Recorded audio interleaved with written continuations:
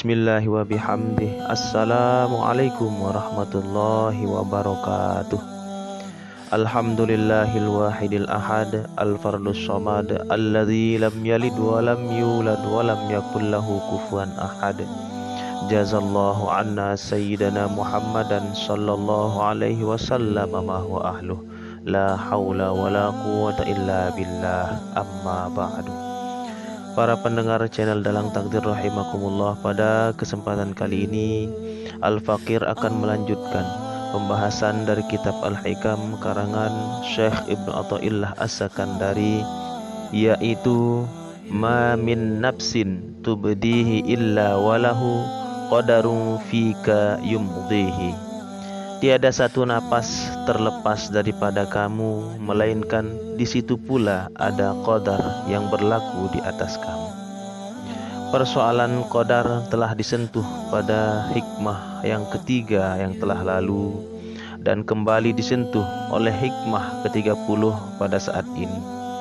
Persoalan qadar bangkit mulai setelah disinggung tentang permintaan atau doa yang bermaksud tuntutan terhadap Allah Subhanahu wa ta'ala. Tuntutan-tuntutan timbul lantaran kurang menghayati tentang qadar. Kini kita diajak merenung perkara qadar kepada yang sangat halus, yaitu satu nafas yang terjadi pada diri kita. Kita kurang memerhatikan tentang nafas, karena ia terjadi secara spontan, tanpa bersusah payah, dan kita anggap remeh untuk diperhatikan. Sekarang perkara yang kita anggap remeh inilah yang hendak kita perhatikan dengan seksama. Apakah berbeda perkara yang dianggap remeh dengan perkara yang dianggap besar dalam kaitannya dengan perjalanan qadar? Kita perlu bertanya kepada diri kita sendiri, adakah setiap napas yang kita hembuskan itu berlaku secara percuma, tanpa perkiraan, tidak mengikuti sekatan yang Allah Subhanahu wa ta'ala tentukan? Adakah apabila kita hembuskan satu napas, hanya satu napas saja yang berlaku, atau pada masa yang sama berbagai macam qadar yang terjadi? Perkara yang dianggap kecil ini haruslah direnungi dengan mendalam agar kita mendapat pengertian tentang qadar secara terperinci.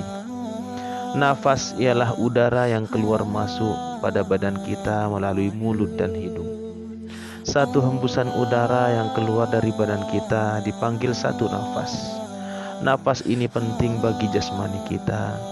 Nafas menjadi nyawa kepada diri kita yang zahir ini.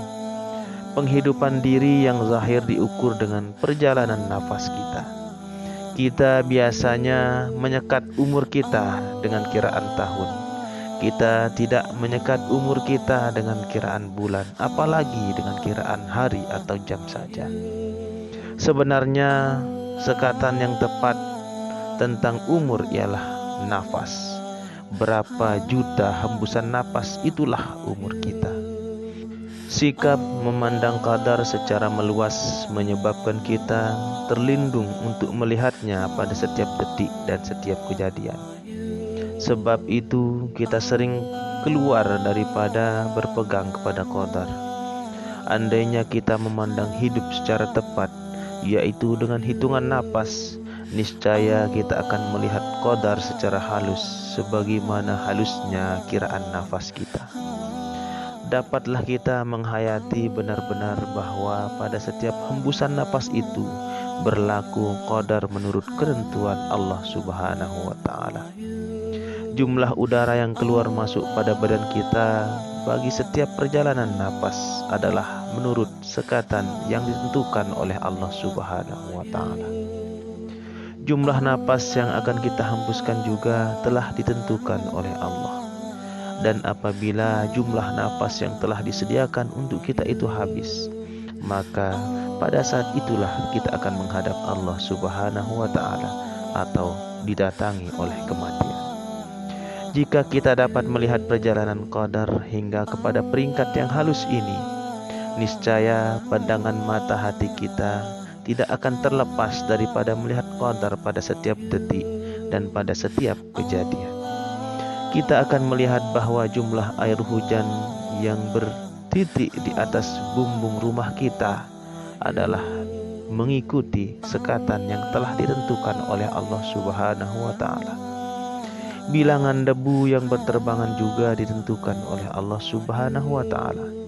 Helaian rambut yang gugur daripada kepala kita juga sudah ditentukan oleh Allah Subhanahu wa Ta'ala. Panjang, lebar, dan luka yang kita alami ketika berlaku kemalangan juga ditentukan oleh Allah Subhanahu wa Ta'ala. Tidak ada satupun yang menyimpang dari qadar atau ketentuan Allah Subhanahu wa Ta'ala. Ma min dabbatin illa huwa akhidhum binasiyatiha. Inna rabbi ala syiratim mustaqim. Tiada sesuatu pun dari makhluk-makhluk yang bergerak di muka bumi, melainkan Allah jualah yang menguasainya. Sesungguhnya Tuhanku tetapi atas jalan yang lurus. Al-Quran Surat Hud ayat 56. Ma asaba min musibatin fil ardi wala fi anfusikum illa fi kitabim min qabli an nabra'aha inna dzalika 'ala Allah yasir. Tidak ada sesuatu kesusahan atau bala bencana yang ditimpakan di bumi, dan tidak juga yang menimpa diri kamu, melainkan telah sedia ada di dalam kitab atau pengetahuan kami sebelum kami menjadikannya. Sesungguhnya mengadakan yang demikian itu adalah mudah bagi Allah Subhanahu wa Ta'ala.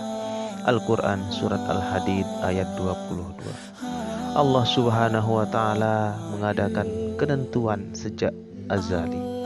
Tidak ada siapa yang tahu tentang ketentuan Allah Subhanahu wa Ta'ala. Malaikat hanya menjalankan perintahnya. Apa yang ada pada sisinya boleh diubah olehnya, tetapi apa yang ada tidak pernah diubah. Malaikat menjalankan tugas dan manusia melakukan kewajiban. Allah yang memiliki ketentuan yang mutlak. Doa dan amal manusia mungkin menjadi asbab kepada berlakunya perubahan pada apa yang berada dengan malaikat yang menjalankan tugas.